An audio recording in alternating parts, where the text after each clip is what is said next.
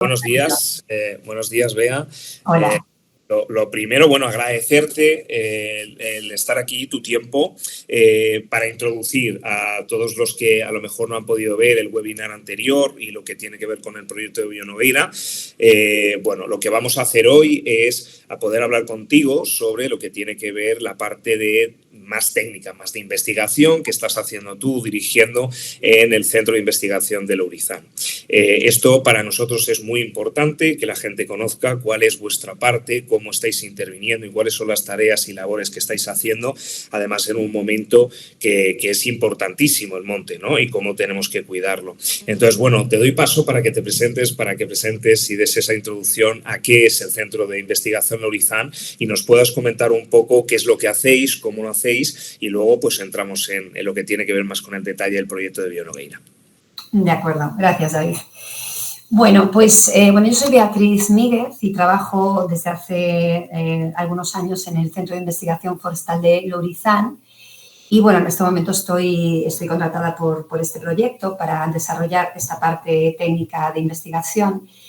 Y sí que me gustaría dar importancia, ¿no?, al Centro de Investigación Forestal de Lourizán a nivel de historia, porque este centro, bueno, lleva en la historia del mundo forestal pues muchísimos años y el trabajo con el castaño ha sido muy importante desde finales de los años 80. Aquí hubo una persona que es Josefa Fernández López que inició, era una funcionaria investigadora del centro que inició la investigación del castaño orientado no solamente a la parte forestal, sino a la parte de fruto, ¿no? ¿Y qué ocurre? Que había muchísimo desconocimiento en relación a las variedades tradicionales. Durante muchos años, apoyándose en pequeños trabajos anteriores, ella desarrolló un trabajo muy extenso que consistió en hacer prospecciones por toda Galicia para identificar cuáles son las variedades tradicionales que se estaban cultivando en distintas zonas de Galicia. Yo creo que a estas alturas es probable que muchas personas sepan lo que es una variedad tradicional de castaño, pero no tiene por qué ser así, entonces es importante explicarlo. Las variedades tradicionales de castaño son árboles que se cultivan desde hace cientos de años por la calidad de su fruto. Realmente esas castañicultores o esas personas que cultivaban estas castañas son mejoradores genéticos de alguna manera, ¿no? Lo que hacían era seleccionar un árbol por la calidad de su fruto, por su producción, por el tamaño de la castaña, por su sabor o por determinadas características, y ese árbol lo injertaban en otros pies de castaño que naciesen en la zona. Es decir, que una variedad tradicional de castaño es un clon. Todos esos árboles que nosotros conocemos con el nombre de una variedad vienen de un mismo árbol originario que fue seleccionado por su calidad de fruto. Y esto es algo que se hace de manera local o con una área no demasiado grande en la mayor parte de las variedades. Es decir, hay variedades que se han cultivado en zonas más amplias, como la variedad de Parede, pero la mayor parte de las variedades tienen un cultivo local, es decir, en una determinada zona pues hay 4 o 5 variedades características, ¿no? Es verdad que puede haber algunas que existan en zonas diferentes, pero es muy importante entender y saber, y de aquí viene un poco también el proyecto de Nogueira de Ramuín, cuáles son las variedades que tradicionalmente se cultivaban en cada zona. De este modo, lo que hizo Lourizán durante muchos años, realmente tiene 2 grandes líneas, ¿no? Una parte que es la mejora genética, que ahora la explicaré brevemente, y otra parte que es, pues esto, la identificación de variedades, saber cuáles son las variedades principales en las diferentes zonas, y a partir de ahí, lo que consiguió Lourizán durante todos estos años es, vamos a identificar una serie de variedades en el interior de Galicia y las ha identificado molecularmente. Hay una base de datos donde están clasificadas, identificadas genéticamente, y a lo largo de los años consiguió caracterizarlas por su fruto, por su producción, por su época de brotación, determinadas características que han permitido identificarlas, caracterizarlas y darlas de alta. Han sido dados de alta entre el año 2016 y el 2017 23 variedades tradicionales de fruto que están en el registro de variedades tradicionales. hay muchas más variedades. Hay variedades conocidas que puede ser interesante dar de alta, pero es un procedimiento complejo, y hay variedades que no se conocen o que es interesante profundizar en ellas, ¿no?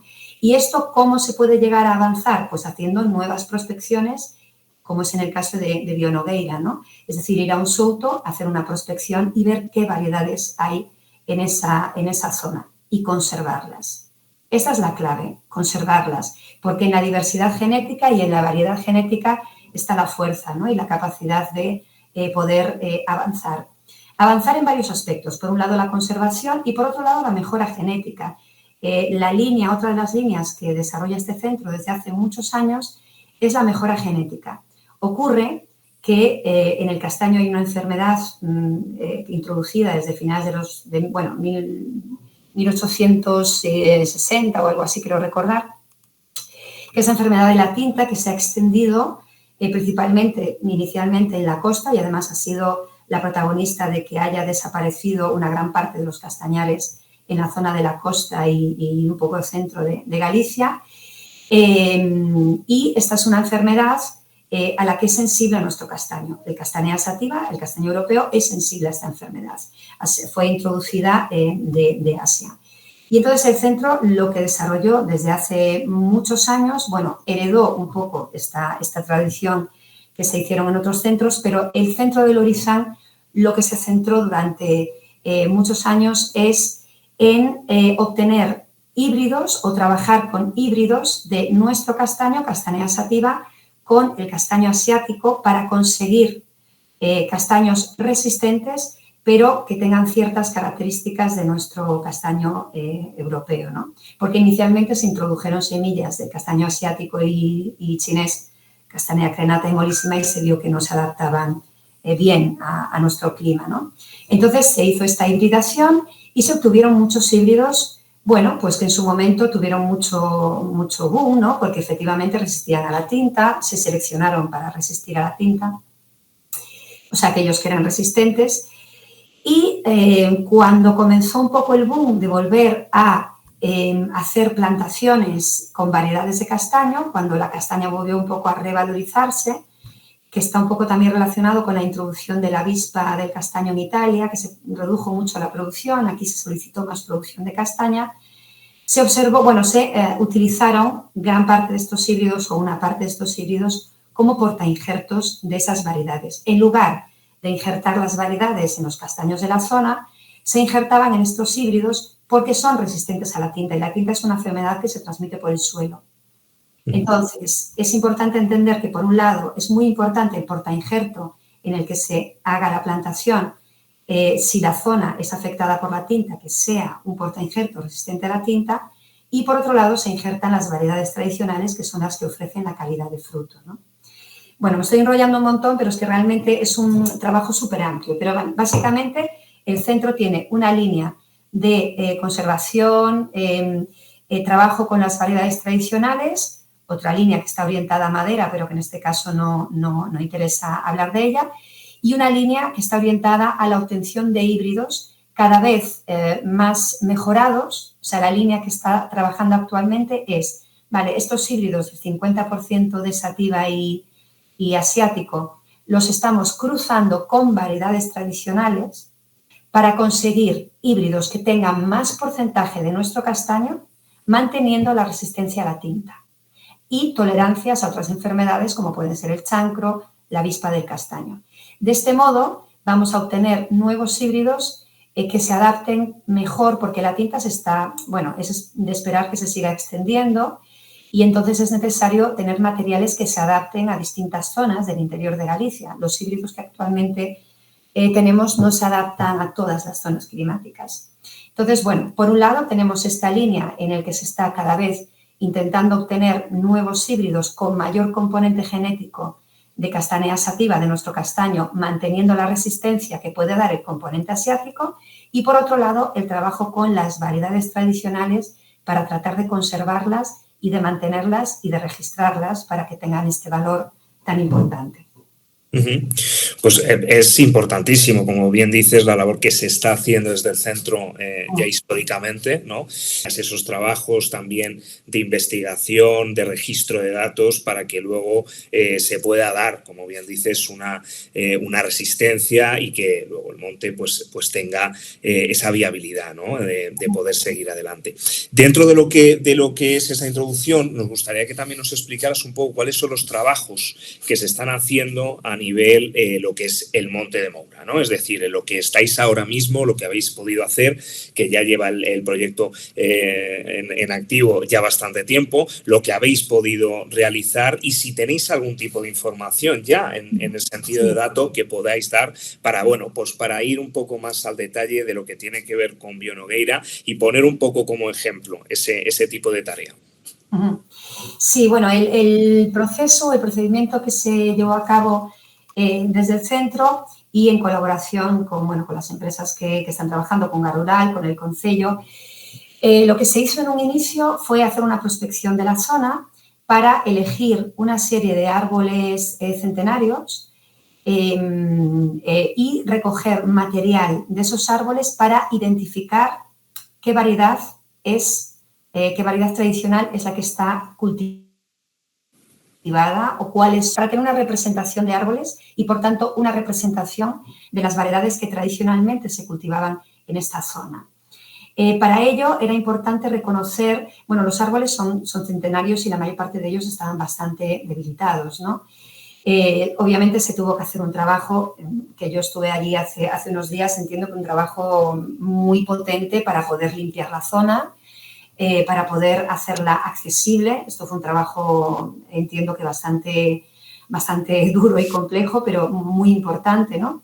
Se hizo una limpieza de la zona y era importante reconocer los árboles que están injertados, ¿no? En estos árboles centenarios es relativamente fácil ver la zona del injerto, porque es como una línea horizontal que se ve a lo largo, bueno, alrededor de todo el tronco a una altura más o menos de 1,5 metros, 1,20 m, dependiendo mucho del árbol, ¿no? Y de la zona del injerto. Era importante identificar que efectivamente allí había una variedad injertada y que la parte superior del árbol estaba viva o de alguna manera se podía revitalizar. De todas formas, para asegurar que no nos estábamos equivocando, lo que se hizo fue recoger hoja de la base del árbol y de la parte superior del árbol, porque si la variedad está injertada, la genética de la parte inferior del árbol y superior es diferente.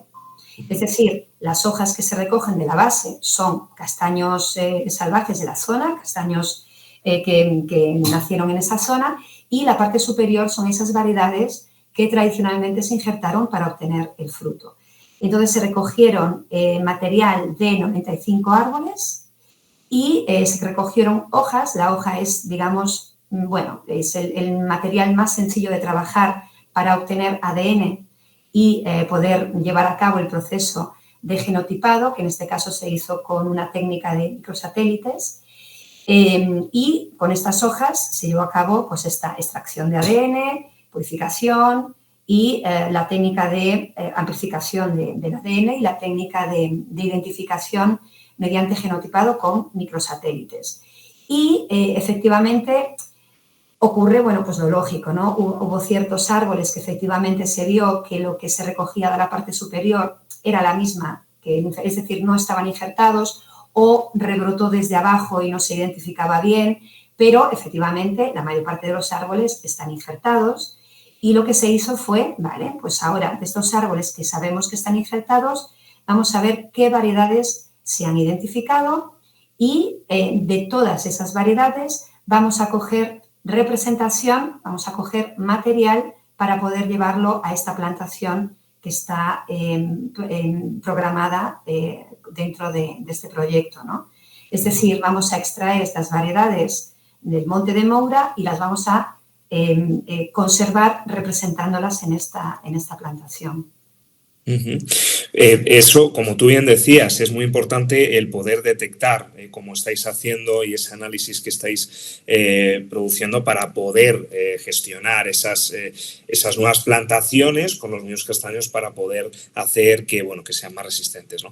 ¿Nos podrías decir ya algún tipo de variedad que habéis podido detectar y cuáles estáis seleccionando?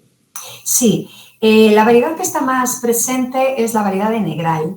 Negral es una variedad, bueno, que efectivamente se ha utilizado mucho en el cultivo y es una variedad además muy característica porque la mayor parte de las variedades tradicionales son estériles masculinas, es decir, no producen polen, producen flor, está orientado, bueno, a obtener fruto y la mayor parte de las variedades no suelen producir el polen masculino para poder polinizar, ¿no?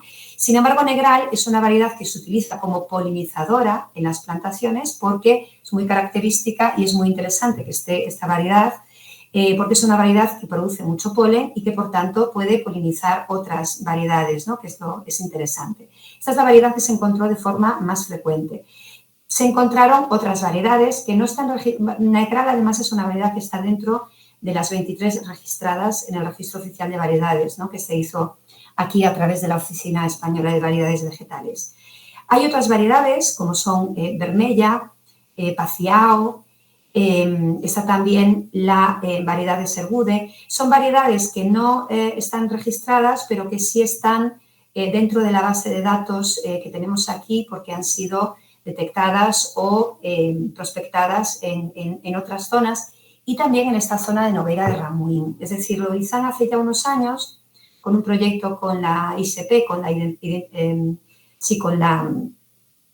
Identificación Geográfica de Galicia, con la Indicación Geográfica de Galicia, desarrolló, bueno, varios trabajos y dentro de las prospecciones previas que había hecho Lourizán, en Nogueira de Ramuín se detectaron estas variedades en otras zonas.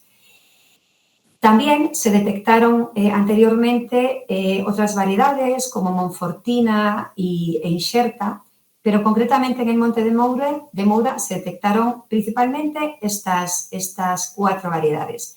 Pero es interesante que se detectaron 4 variedades no registradas y no identificadas. Es decir, son genotipos nuevos, pero son variedades que se cultivaron. Esto significa que nosotros no teníamos identificadas esta genética, este material, pero que sí se cultivaron en su momento en el Monte de Moura. Y esto es muy interesante también conservarlo. Es decir, no tenemos una denominación, lo estamos llamando pues desconocida 1, desconocida 2, desconocida 3, desconocida 4, ¿no? Son 4 genotipos, 2 de ellos están bastante interrelacionados genéticamente, pero bueno, son genotipos diferentes que no estaban en la base de datos de Lourizán o en las prospecciones hechas con anterioridad y que, por supuesto, también interesa conservar. Entonces, en este momento lo que tenemos son 8 variedades en esta zona que es interesante poder conservar y Lourizán propone, además, para poder tener una buena representación, incluir 2 variedades que son Monfortina e Inxerta, que son variedades que no se encontraron en el Monte de Moura, pero que sí que se encontraron en el concello de Nogueira de Ramuín, en zonas próximas, con lo cual climáticamente pues, van a estar también bien adaptadas. Bueno, porque eso es algo que no comenté anteriormente, pero que es importante entender. Las variedades que se cultivan o las variedades que tienen una adaptación muy local o que están cultivadas en determinadas zonas son variedades que están adaptadas climáticamente a esa zona y no suele ser muy recomendable introducirlas en zonas climáticas que no son similares o que son zonas climáticas diferentes a su zona de cultivo. Por eso es interesante hacer una plantación donde estén representadas las variedades que sabemos que climáticamente están bien adaptadas a esa zona. Esas serán las variedades que hemos detectado en el Monte de Moura y otras variedades que anteriormente hemos encontrado en zonas cercanas, ¿no? Y esa es un poco la representación de variedades que hay en el Monte de Moura y que podemos conservar. Es muy interesante que hayáis podido detectar 4 nuevas variantes, ¿no? De las cuales seguramente en esa investigación y en esas que, como comentas, vais a lo injertar, pues seguro que van a dar datos, pues esperemos que reveladores para lo que tiene que ver con vuestra investigación y, por supuesto, para el beneficio del monte, ¿no? A mí me gustaría también que nos dijeras un poco, para los que no entendemos mucho de lo que tiene que ver más con la ciencia y para todas las personas de estos territorios, como en Noguera de Ramuín, pues ¿cuál es la importancia que tiene la genética en lo que tiene que ver con la resistencia del monte? Sí. Vamos a ver, esto es importante de comprender, ¿no? O sea, es importante entenderlo. Lo más importante para poder... Es que hablar de resistencia es un término muy complejo, ¿no? Por un lado, nosotros trabajamos con materiales híbridos para obtener resistencias a enfermedades, ¿no? Y esto es muy complejo. En general, los castaños, las variedades tradicionales, son árboles sensibles a enfermedades que han sido introducidas o a enfermedades u hongos, por ejemplo, que son endémicos de la zona, pero que ante determinadas situaciones climáticas favorables pueden extenderse, ¿no? Como es la antracnosis ahora u otro tipo de enfermedades. Pero es muy importante entender que el modo de...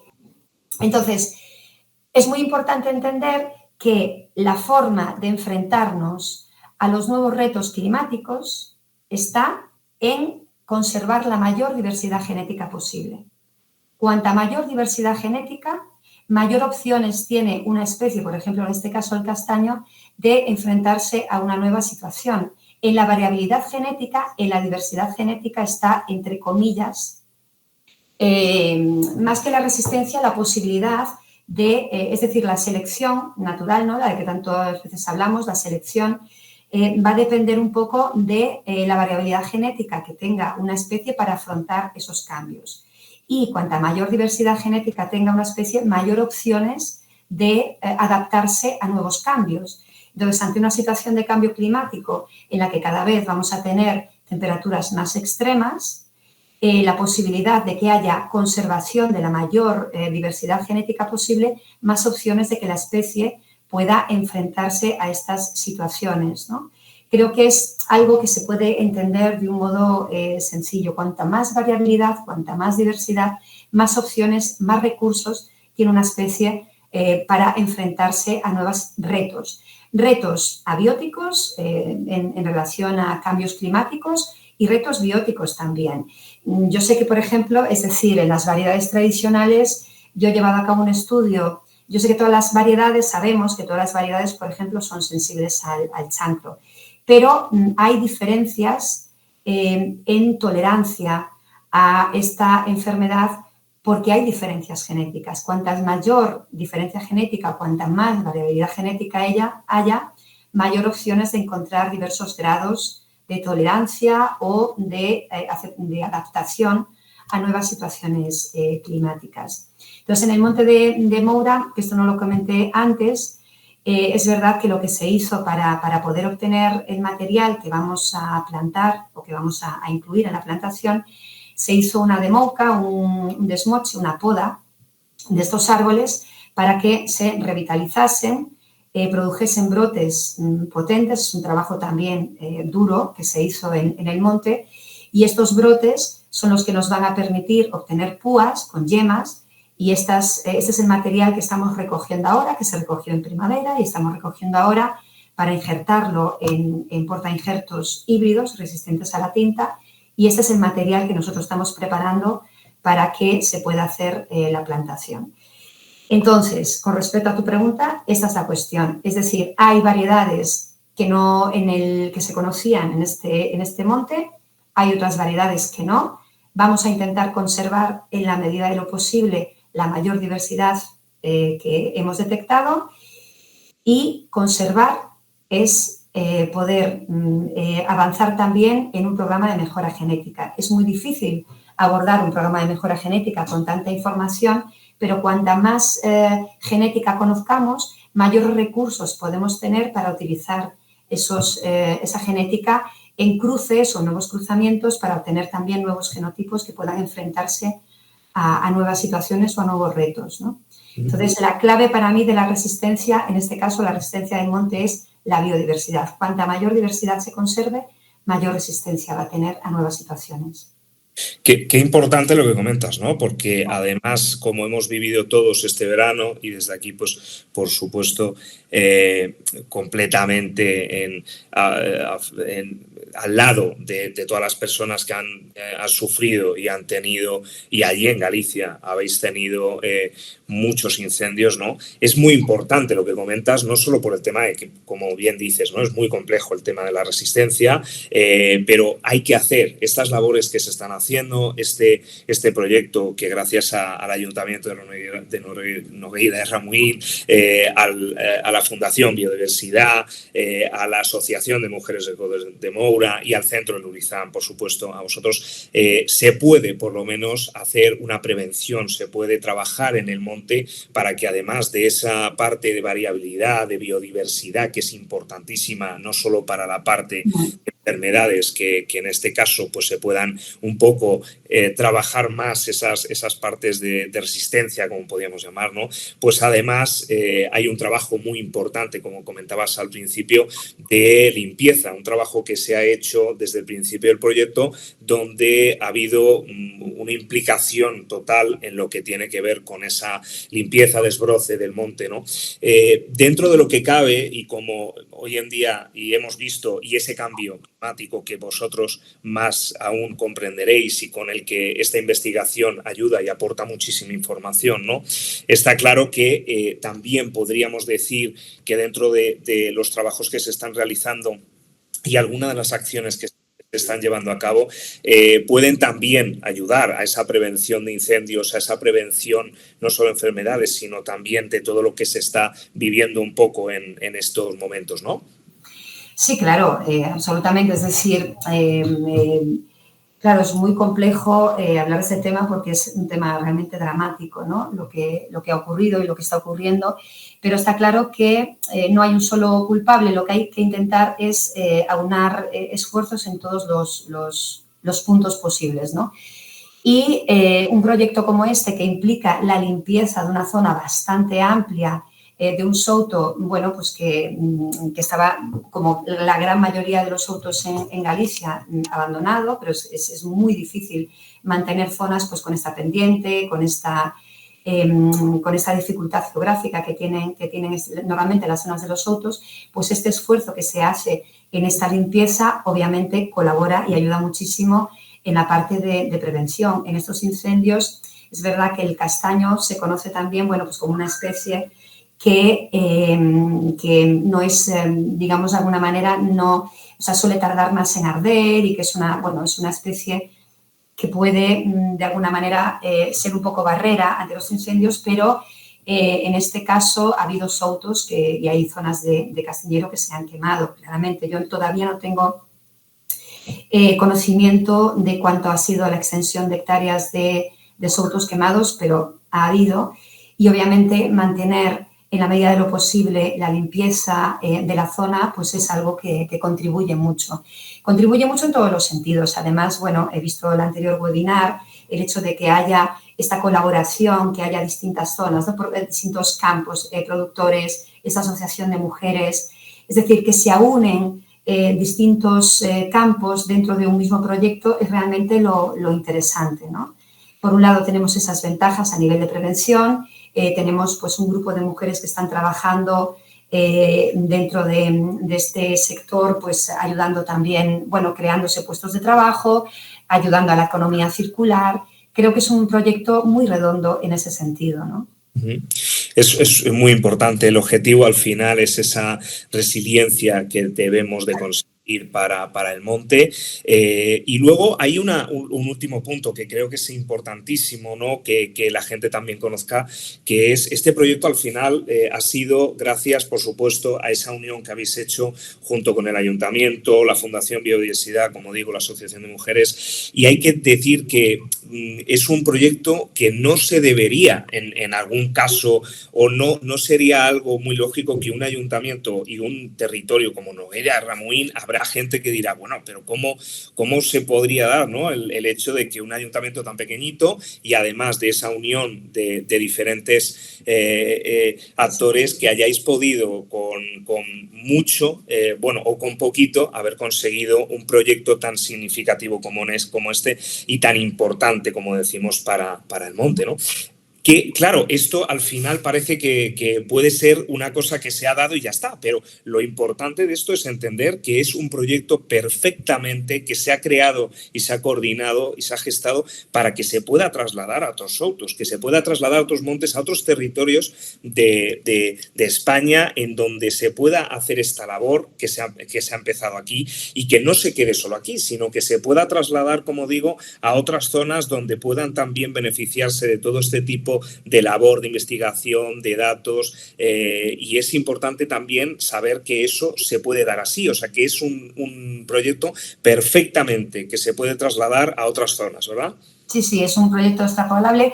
Yo entré en este proyecto, ya estaba diseñado, ¿no? Entré más tarde, pero es cierto que yo creo que hay dos grandes puntos importantes aquí, ¿no? Por un lado, es un proyecto que se ha iniciado en Noguera de Ramuín como un ejemplo perfecto de cómo se puede desarrollar esto independientemente de que sea un concello pequeño o de que, es decir, se puede hacer. Es importante que de alguna manera el concello también encuentre la forma de continuar, ¿no? de intentar continuar, porque claro, los proyectos tienen un inicio y un final y las financiaciones se acaban.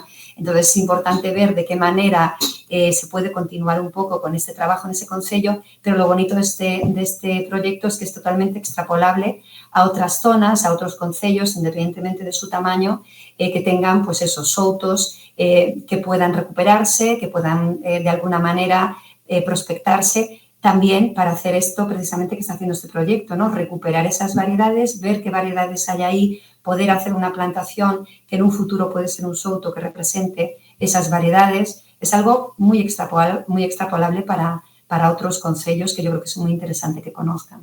Uh-huh. Qué bueno. Bea, agradecerte enormemente que hayas podido contarnos, que hayas podido explicarnos la labor tan importante que estáis haciendo. Todavía queda una parte interesante Queda una parte potente, sí. de lo que es el proyecto.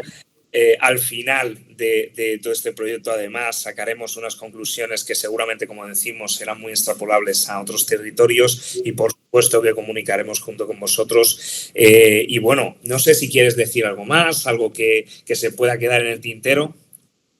No, yo agradezco mucho, la suerte de trabajar en investigación es esta, ¿no? Es la de, tiene su lado negativo, que siempre a veces es muy difícil conseguir tener una estabilidad porque dependes mucho de proyectos, pero después tienes la suerte de caer en un proyecto como este y poder hacer cosas útiles para un concello. A mí me encantó, me encanta estar allí. Cuando estuve allí y fui con Toño a ver el monte, pues el cariño, el amor que las personas que están allí tienen por su tierra, ¿no? Por donde crecieron, y las personas que pueden, a través de proyectos como este, hacer una nueva vida en un lugar como este, ¿no? Es necesario apoyar el rural y es necesario que existan proyectos en el que pueda haber un inicio de nuevas vidas y de nuevos proyectos, ¿no? para poder desarrollar. Entonces, es muy bonito poder participar en algo así y me siento afortunada por ello. Así que agradezco las circunstancias que se dieron para que acabásemos participando con todo esto, con todos vosotros. Qué bien, la verdad es que yo también me siento muy afortunado. Como bien decías, qué importante es que la gente pueda entender, que pueda conocer este proyecto, no solo por el hecho de lo que tiene que ver con el monte, sino con lo que al final también traslada a la posibilidad de poder revitalizar, ¿no? Las zonas pobladas, el que es algo que perfectamente se puede desarrollar, que seguro que hay una economía circular a partir de todo esto, que es importantísima, como antes los montes entonces podían dar una economía, cómo trasladaban todo eso a cada una de las casas, que realmente es lo que al final al ciudadano, ¿no? Al habitante del pueblo también es muy importante que entienda. Y para nosotros, pues igualmente agradecerte, agradecer al Centro de Investigación Lurizán, agradecer a Fundación Biodiversidad por ese apoyo que nos está brindando en todo momento para que todo este proyecto sea de verdad, lo que es un proyecto que estaba en mente de muchas personas y que gracias a Dios se ha podido hacer realidad. Así que nada, seguimos trabajando, Bea. Muchísimas gracias por tu tiempo, muchísimas gracias por las explicaciones y nada, en breve podremos tener otro webinar donde también explicaremos cómo se ha gestado el proyecto, cómo se ha podido hacer desde el inicio, para también explicar cómo esto luego se puede trasladar para poder hacer un proyecto que sea viable a nivel, para pedir esa parte de financiación, que por supuesto es importante en territorios que son, ¿no? Entonces, bueno, pues nada, muchísimas gracias a todos los que nos habéis visto.